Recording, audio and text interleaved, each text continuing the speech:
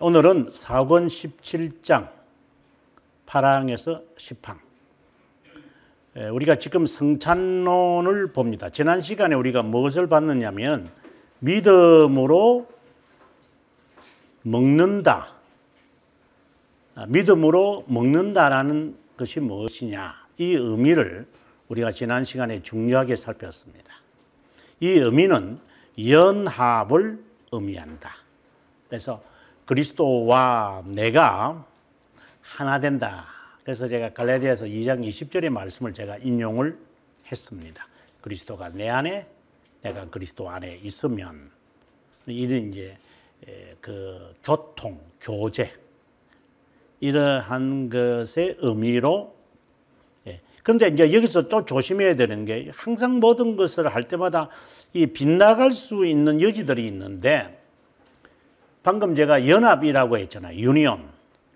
유니온이라고 하니까 빵과 잔을 먹고 마시면서 그리스도와 내가 연합을 한다 라고 하면서 그 지금 표징과 표징된 것을 여러분 기억해 구분할 줄 알아야 된다 그랬죠. 오늘 이것을 우리가 오늘 다룰 것 같은데요.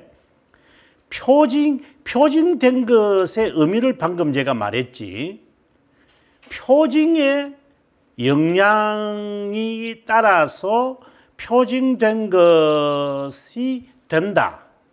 그래, 표징된 것을 위해서 표징을 중요시하게 되면 이제 칼빈이 이제 비판하게 되어지거나 우리가 공격을 하게 되어지는 화채설과 공존설 또는 공제설이 되는 거예요. 그래서 표징에 관심을 가지면 표징된 것을 얻고자 표징에 강조하겠죠. 이제 이렇게 되면 곁길로 빠지는 거예요. 연합을 위해서 우리가 성찬을 우리가 참여한다. 이것은 이제 나중에 우리가 나옵니다만은 우리가 이제 다음 시간에 우리가 힌크마라든가 고트샬크라든가 라트람누스와 라드베르투스라는 이러한 사람들에 의해서 예정론과 이제 성찬론을 설명을 하겠지만 그 라드베르투스가 했던 말처럼 그 표징에 관심이 있는 거예요. 그래야 표징된 것을 얻을 수 있다. 이렇게 말하면 정말 큰일 납니다.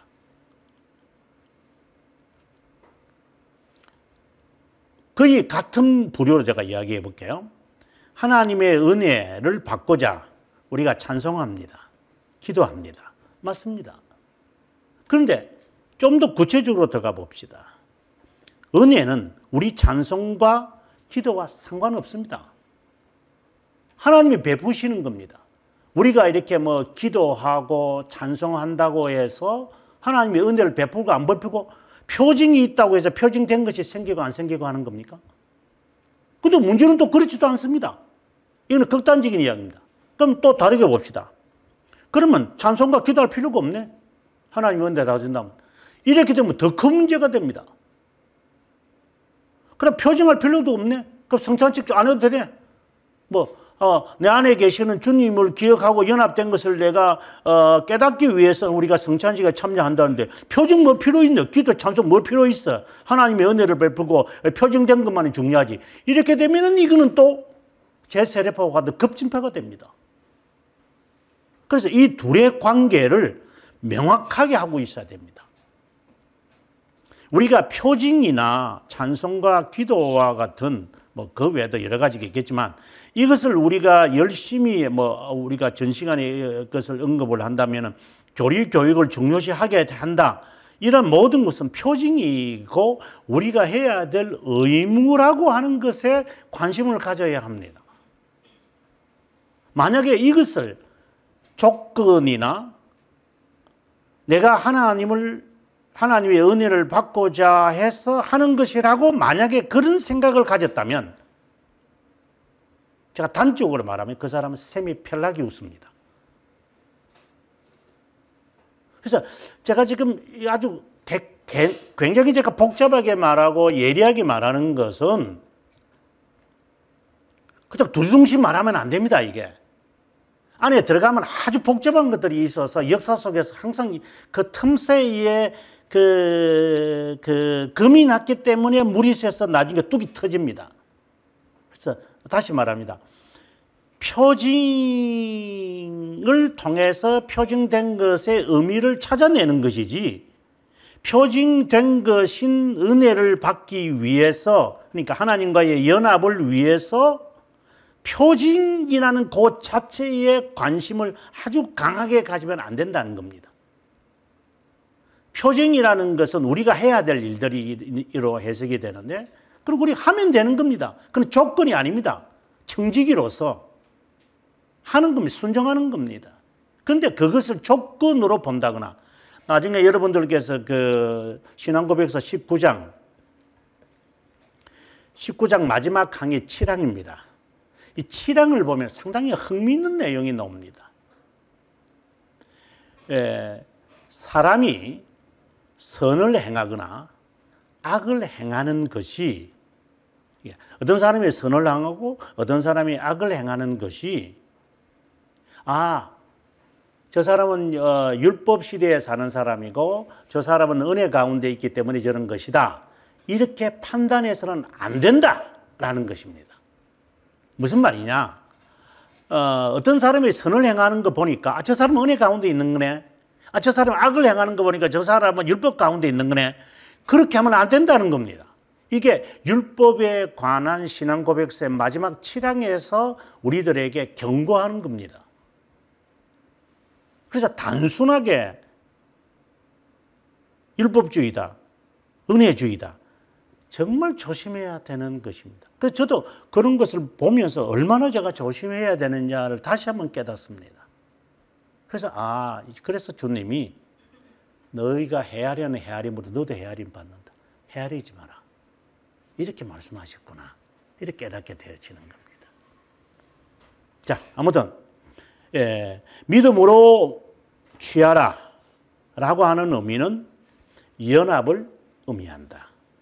자, 그렇게 정리하고 이제 들어갑니다. 무엇보다도 성경에서 우리가 배우는 것은 그리스도께서 태초부터 성부에 살아있는 말씀으로 베러붐, 만물이 항상 생명을 받아야 하는 생명의 기원과 기반이 되신다는 겁니다. 누가? 그리스도가. 요한은 그분을 생명의 세레모니이라고 하셨습니다. 그분은 생명이 있기에 모든 피조물에 스며들어 호흡과 삶의 힘이 됩니다. 그분은 우리를 위해 하늘로부터 오신 하나님의 영원한 세레모니입니다. 제가 세레모니과 베러붐을 제가 항상 구별을 짓고 있죠. 생명일 뿐 아니라 내려오심으로 그분이 취하신 육체의 그 능력을 부으셔서 거기로부터 생명이 흘러나와 우리도 생명에 참여하게 된다. 이게 참여하게 되어진다, 이런 말이 나오는 게 앞에 이제 7항에서 이제 그 믿음으로 먹으라라는 의미를 이제 떠올리면 됩니다. 연합이라는 의미. 여기에 덧붙여 그분의 육체는 음식이고 그분의 피는 음료입니다. 이 음식으로, 여기서 말하는 음식과 음료, 여기 육체와 피는 표징이잖아요. 음식과 음료는 이제 표징된 것으로 향하여 가는 하나의 중간 과정이죠. 결국은 그리스도다, 이렇게까지 이제 그리스도에게까지 가겠죠. 하나의 중간 과정이죠.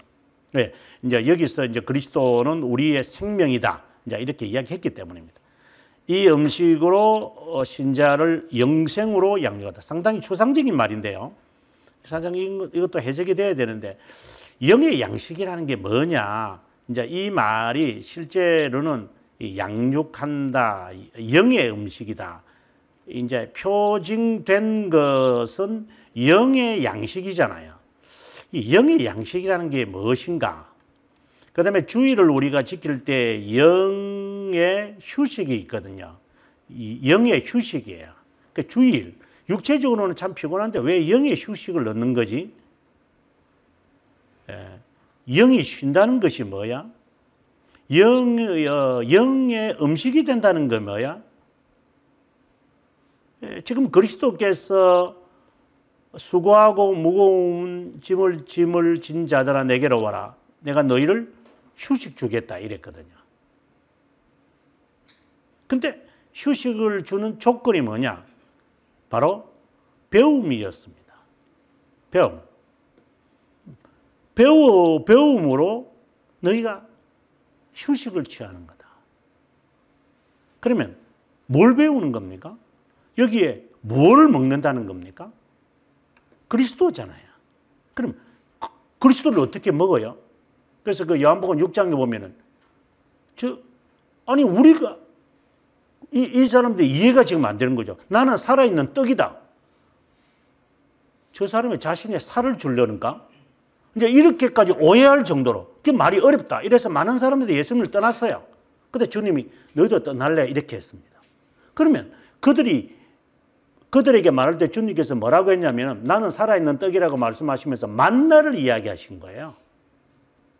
아버지께서 주신 음식을 이야기하면서 내가 살아있는 떡이다. 이렇게 말씀하신 거예요. 그럼 만나예요. 만나는 말씀이잖아요. 말씀으로 우리가 지금 떡을 먹어야 되겠다고 배고픈 가운데인데 주님은 신명기 6장의 말씀, 신명기 6장의 말씀을 인용해서 사람이 떡으로만 사는 게 아니야. 하나님의 말씀으로 사는 거예요. 그래서 자신을 말하는 거야. 그럼 그 의미가 뭔가? 이제 영의 양식이라고 하는 이 의미, 영생으로 양육이 된다라고 하는 이 의미를 우리가 파악하기 위해서 지금 한 바퀴 도는 건데, 그리스도를 먹는다, 만나, 그리고 그리스도를 배운다, 그리스도 안에서 휴식을 취한다. 피난처처럼 그리스도를 한다. 그럼 그것이 모든 이런 의미가 주일에 다 포함되어 있는 거예요. 이게 이제 영의 음식이고 영의 휴식이고 영의 쉼이죠. 이것은 바로 그리스도와 함께 살아가는 것을 말을 하는 거죠. 그리스도를 배우는 것을 말을 해요. 그럼 그리스도를 배우는 게 왜 양식이 되는 거야? 그거 실컷해가지고 저희 교회 같은 경우에도 교리 배우는데 그걸 왜 어제 배운 거 또 배우고 그래? 그거 배우고 뭐 하는 거야? 그거 지금 피곤해 죽겠는데. 우리 교회가 아이들 보면 중학교 1학년 이러면 아니 꼬박박 잠만 자고 있고 앉아가지고. 그래 배우는 시간은 어려우니까 멍청하게 있는 사람도 있고. 그러면 그거 뭔 의미가 그거? 여러분 여기서 여러분 굉장히 오해를 하는 것 같아요. 네?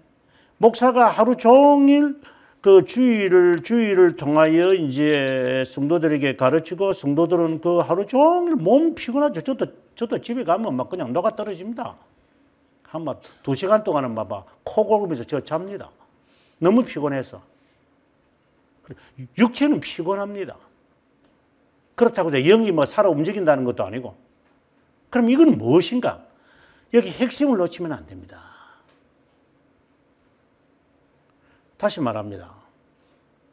믿음으로 먹는 것은 우리가 그리스도의 연합을 의미합니다. 그리스도가 내 안에 산다는 겁니다. 지금 우리가 그리스도를 먹고 마신다는 거잖아요. 성찬이. 이건 영의 음식이에요. 이것을 우리는 자라나는 거예요. 그러면 그 의미가 뭐냐? 그리스도를 먹는다? 살아있는 떡이다. 그리스도를 배운다. 그리스도와 함께한다. 그리스도가 내 안에, 내가 그리스도 안에 있다. 이런 모든 그 의미들이 어떤 것에 대한 여러 표면들인가를 알면 답을 찾는 겁니다. 그 답을 모르면은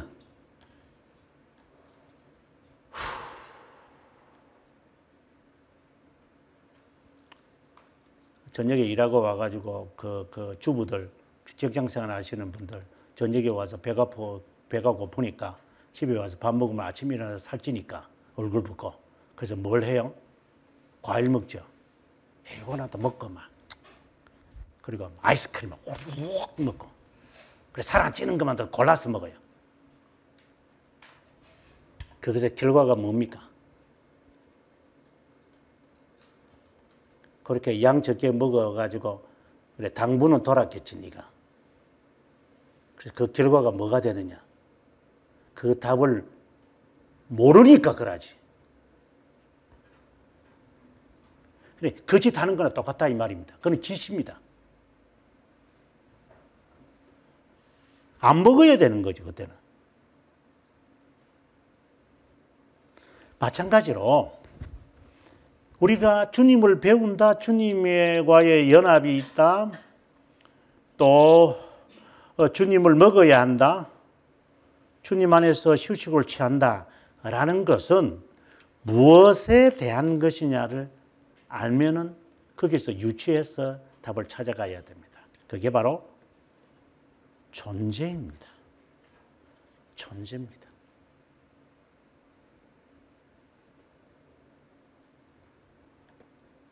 우리가 배우는 이유가 뭐예요? 그리스도를 배워야 할 이유가 뭐예요? 내 존재를 파악하는 시간입니다. 아, 내가 얼마나 모르는구나. 그것도 있겠지만 더 중요한 것은 그리스도에 대한 지식이 그리스도에 대한 존재입니다. 나에 대한 존재입니다. 그것을 파악이 안 되니 앉아서 꼬박꼬박 빗자루처럼 하품만 하고 있고. 그래 존재를 지금 모르. 자기의 존재에 대한 인식의 사람이 점점 구체적으로 명료해지면 어느 길로 헤쳐가야 할지 무엇을 해야 할지 엄청난 단축과 명료함이 나옵니다. 이것이 안 되고 있기 때문에 머릿속에 내려 할 것만 생각하고 있어 앉아가지고. 그러니 괴리 현상은 계속해서 일어나고 답은 못 찾고. 근데 이건 내가 왜 여기 앉아 있는데? 아직까지 자신의 존재에 대해서 고민과 답을 찾지 못하고 있는 사람들입니다. 그 지식이 그의 존재감을 말해줍니다. 지식이 없으면 믿음도 없고 지식이 없으면 양심도 없고 지식이 없으면 의식도 없습니다.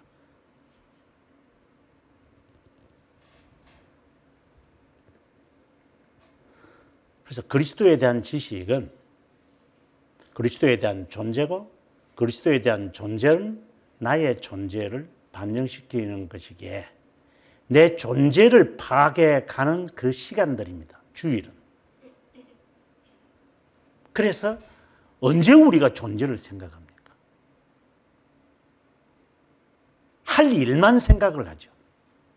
걱정만 하고 할 것에 대한 것만 생각하지 내 존재에 대해서는 전혀 고려하지 않아요. 그러니까 영이 쉬지를 못합니다.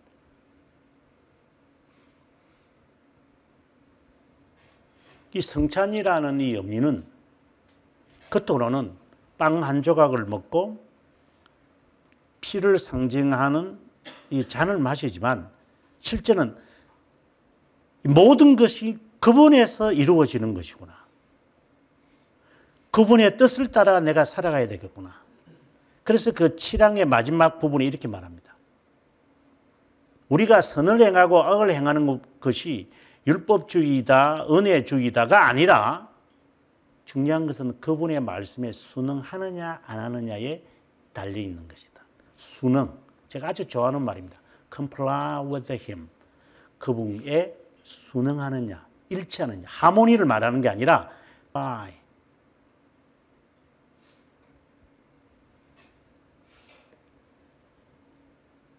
겉으로 드러나는 것으로 보는 것이 아니라 우리가 이 율법을 통하여 내가 하나님께 지금 컴플라이를 하고 있느냐 하지 않느냐를 살피는 데 있는 것이다. 아주 중요한 메시지가 그 안에 있습니다. 율법에 대한 결론의 부분입니다. 그것처럼 우리가 지금 아주 어려운 이야기를 제가 이거 이해가 되어져야지 칼빈이 하는 말을 이해합니다. 칼빈이 하는 말이 어려운 이유가 그 칼빈의 그 생각, 제가 뭐 생각을 칼빈의 생각을 알아낸다는 게 뭐 이 참 교만한 말인데 그냥 뭐 한 열댓 번 읽다 보니까 조금 알 것 같아요. 칼빈의 생각과 그런 걸 흉내내고 있는 거지만 칼빈은 이해하겠어요. 영으로 먹는. 저도 읽으면서 처음에 성찬이 왜 영의 양식이야? 아이, 뭔 소리야 이게? 저 시원하게 좀 말하는 것도 아니고 말이야. 사이다 마시는 것도 아니고 말이야. 더덥한 얼음 없는 사이다 마시는 것처럼 뜨끈하게 만들. 차라리 긴 사이다를 마셔야 되나?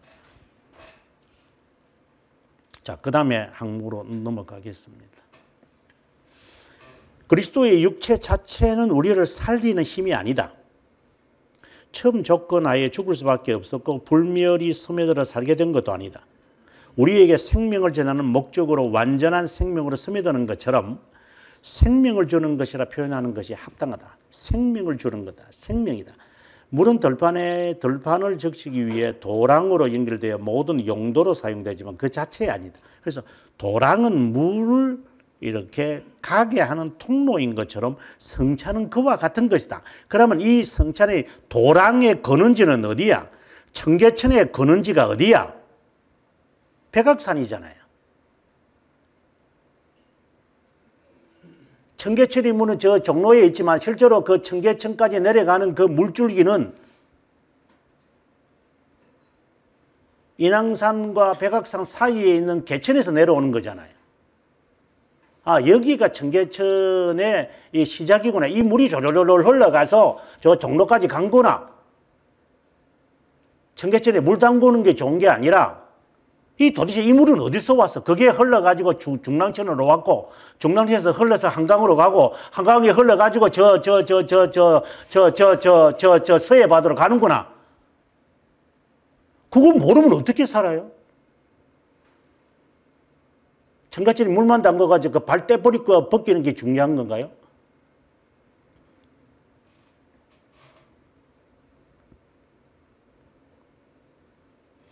이처럼 그리스도의 육체는 부유하고 고갈되지 않는 근원으로서 인격에서부터 흘러나와 신격에서부터 우리에게 생명을 유입시킵니다. 이 말은 존재를 지금 존재 자체를 있게 하는 겁니다. 그리스도의 육체와 피의 교제는 하늘의 삶을 이게 다 존재에 관한 겁니다. 내가 하늘 영혼에 대한 그리고 영혼으로 내가 다시 말해서 내가 귀환하는구나. 이것에 대한 나의 존재의 이 다이어그램을 갖고 있어야 됩니다. 그래야 오늘 해야 될 이 일이 중요하고 안 중요한 것을 명확하게 판단해 갈 수 있고 스트레스 받아야 할 것이 있고 안 받아야 할 것을 명확하게 이렇게 구분하니 할 수 있는 겁니다. 그것도 모르면서 앉아가지고 발가락 때만 벗기고 있어요. 이런 면에서 교회는 그의 몸이니 만물 안에서 만물을 충만케 하시는 자의 충만, 그분에게서 온몸이 각 마디를 통하여 연락하고 상합하여 그 몸을 자라게 하며 라는 말씀을 이해할 수 있습니다. 비밀입니다. 주님의 몸과 보혈의 교제를 인식하고 깊게 심취해야 하는 것이 매우 중요합니다. 그리스도의 몸의 임재. 요약하면 그리스도의 몸, 육체와 피는 빵과 잔이 우리 육체의 생명을 유지하는 것처럼, 유지하고 지지하는 것처럼 우리 영들을 먹이는 양식이 됩니다. 우리 영이 그리스도 안에서 자양분을 발견하지 못한다면 그 표징에 아무런 의미가 없을 겁니다. 표징. 그리스도께서 진정으로 우리와 하나 되지 않는다면 연합입니다.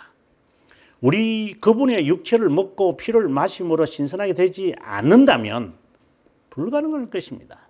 공간적으로 우리와 떨어져 있는 그리스도의 육체가 우리에게 음식이 된다는 것은 믿을 수 없는 것처럼 보이지만 우리의 모든 지각과 유약한 능력을 넘어 성령께서 비밀적으로 사역하시는 그 엄청난 측정하는 것이, 엄청남을 측정하는 것이 얼마나 어리석은지를 기억해야 합니다. 우리 지성이 이해하지 못하고 성령이 공간에 분리된 것을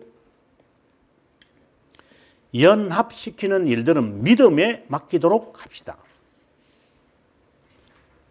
그리스도께서 자신의 생명을 우리에게 전달하는 육체와 피의 신성한 교제는 그것이 우리의 뼈와 골수에 침투해 들어가는 것 같이 그분은 성찬에서 증거하고 인칠 때 헛되거나 텅 빈 표정을 나타내지 않고 자신이 약속하는 것을 성취하는 성령의 효력을 발휘합니다. 자, 우리가 지금 빵과 잔을 지금 먹고 마실 때 연합을 떠올리라고 했습니다. 그러면서 주님이 뭐라고 하시냐면 이 떡은 너희를 위하는 내 몸이다. 이 잔은 너희를 위하는 너희를 위하여 흘린 피의 약속이다. 언약이다. 이렇게 했어요. 그러면 이 말씀은 그리스도의 구속 사역과 내가 지금 이 길에 접어든 하나님의 자녀로서 내가 여기에 있기까지 나는 어떠한 일들이 있었던가 그분에게서 그리고 마침내 그분 안에서 나라는 존재의 전체를 알게 되어졌다. 그리고 그분은 영원하신 분이시기에 나의 안고 일었음을 다 아시는데 그분에서 답을 찾아낼 수 있다. 그런데 여기서 우리의 또 함정이 또 있어요. 저는 이 함정 좀 조심하시면 좋겠어요. 앞서도 제가 뭐 그런 말을 했지만 무슨 함정이냐면 이게 사랑이라는 이걸 이해하기 위해서 제가 이 이야기를 지금 하는 겁니다. 이 자체는 읽으면 그냥 넘어가겠지만 사랑이라는 게 내 부족한 것과 내게 있어야 할 것을 저 사람이 채워주기 위해서 내가 봉사하고 헌신하고 복종하고 따르는 것은 그런 사랑이 아니잖아요.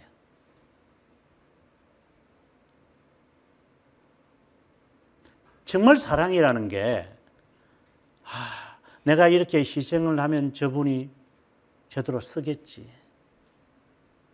그래서 나의 어떠한 것을 내가 할애해서라도 희생해서라도 저를 도와주리라. 이것이 사랑의 모습들이잖아요.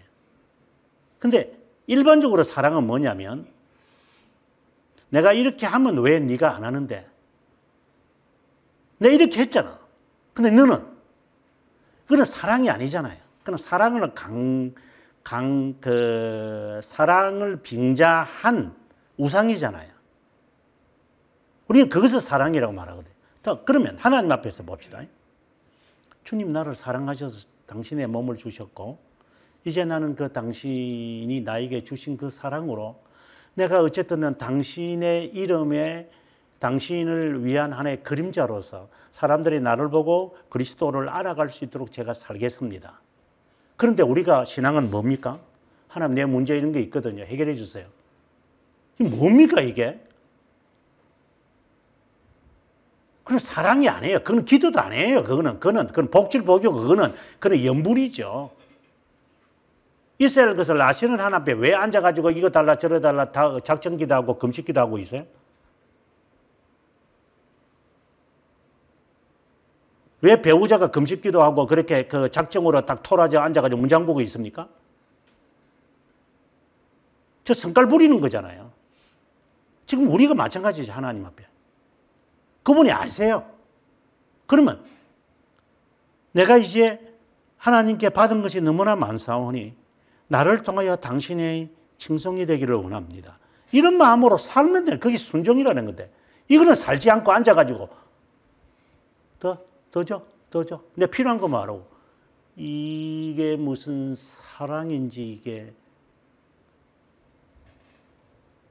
우리가 영어 단어에 sacrifice라는 말과 ransom이라는 것이 있어요.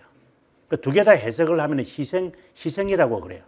sacrifice는 자기를 그냥 드리고 끝나는 거고 ransom이라는 것은 요걸 딱 꺼가지고 하면 내가 이거 줄게 라는 거잖아요. 우리 그런 식으로 신앙생활을 하면 안 되죠. 그래서 우리가 성찬식을 통해서 당신은 다 주셨습니다. 이제 제가 더 받을 거 이제 없습니다, 주님. 저는 받을 거 없습니다. 제가 달라는 것도 없습니다. 그냥 말만 하시면 제가 하겠습니다. 이 고백하는 시간들이에요, 그거예요. 이 신앙 받고 있어야 됩니다. 그럼 문제를 갖고 나가도 문제 풀려고 그래, 앉아가지고. 문제는 네가 푸는 거야. 하나님이 함께 하실 거니까. 근데 이 신앙 자체, 틀 자체가 확 뒤집어져야 되는데 이게 안 뒤집어져요. 그러니까 삶이 안 바뀌고 아까도 말했지만 그 사랑에 대한 이 문제도 나를 희생해서 당신이 된다면 나는 괜찮다. 예를 부모가 자식을 위해서 그래 내 젊음을 희생하마. 내 시간을 희생하마. 내 자존심을 내려놓는다. 그러면 그 아이가 자라나는 거죠. 내 시간. 그래서 노란버섯 튀어버리고 다, 돈 버는 거 다 그 사람들 나눠주면서, 그래, 저녁에 와가지고, 귀염둥이, 이거 씹어도 괜찮은 거, 눈이 씹어도 눈 한번 지워 넣어볼까, 진짜 피가 나오는지 안 나오는지. 또 소리만 하고 있고, 앉아가지고. 그 이모들이나 고모들이나 되는 사람들 성벌딸이 갖고 와가지고 막, 우리 조카. 그런 것을 사랑이라는 모방과 우상으로 사니 하나님 앞에서 그따위로 하시는 거 생각하지 않는다. 좀 제발 사랑은 희생입니다. 구하는 것이 없습니다. 순종이고 순응이고 따르는 겁니다. 다 받았으니까. 이것을 우리가 이 성찬식을 통해서 고백하는 겁니다. 이것을 깨달아야 되니까. 내 존재의 가치를. 그래서 그 가치를 알려면 지식이 있어야 됩니다. 지식은 양심과 믿음과 존재를 말합니다. 이것이 없이 무슨 양심이 있고 무슨 존재의 양식이 있고 무슨 믿음이 있는 겁니까? 정확하게 알아야죠. 정확하게 알아야죠. 밋밋하게 알아가지고 밋밋하게 알면은 구역질 납니다. 구린내가 난다 이 말입니다. 다시 한번 계속해서 봅니다. 텅 빈 표정에 나타나지 않고 자신의 약속하는 것을 성취하는 성령의 효력을 발휘하십니다. 참된 믿음과 심정적인 감사를 겸비하는 혜택은 오직 신자에게만 준다. 아주 중요한 말입니다. 선택된 자에게만 하나님의 자녀는 자연스럽게 이 말씀을 듣게 되어 있습니다. 이런 면에서 우리가 축복하는 바 축복의 자는 그리스도의 피에 참여함이 아니라 우리가 떼는 빵은 그리스도의 몸에 참여함이 아니냐. 아무튼 경건한 자가 항상 보존해야 하는 것은 주님께서 제정하신 상징들을 볼 때 상징 물체의 진리가 항상 현존한다는 것을 확실하게 생각하고 이해해야 한다는 겁니다.